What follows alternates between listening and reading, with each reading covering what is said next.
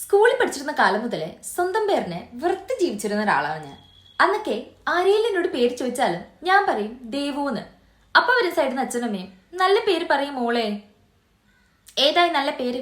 അശ്വതി. ഇട്ടതേ ഇട്ടു, വേറെ നല്ലൊരെണ്ണം ഇട്ടുന്നെങ്കിൽ എനിക്ക് അന്തസ്സായിട്ട് 10 പേരോട് പറയുകയെങ്കിലും ചെയ്യായിരുന്നു.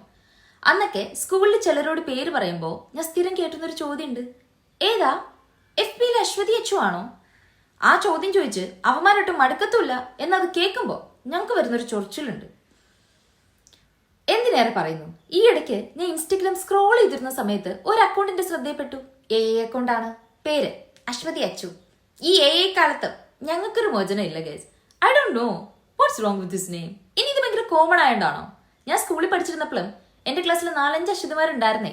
അതുകൊണ്ട് തന്നെ എന്നെ ഇൻഷ്യലും കൂടെ ചേർത്ത് ചിലർ അശ്വതി B എന്നാണ് വിളിച്ചിരുന്നത്. നന്ദിയുണ്ട്.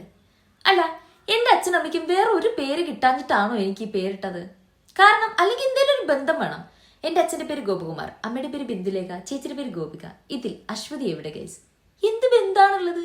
ഞാൻ ചോദിക്കുമ്പോൾ അവരെന്നോട് പറയുന്ന ന്യായം എന്റെ നാള് അശ്വതി ആയതുകൊണ്ടാണ് എനിക്ക് അശ്വതി എന്ന് പേരിട്ടതെന്നാണ്. എന്റെ നാള് വേറെ വലുതും ആവാത്ത നന്നായി ഗൈസ്.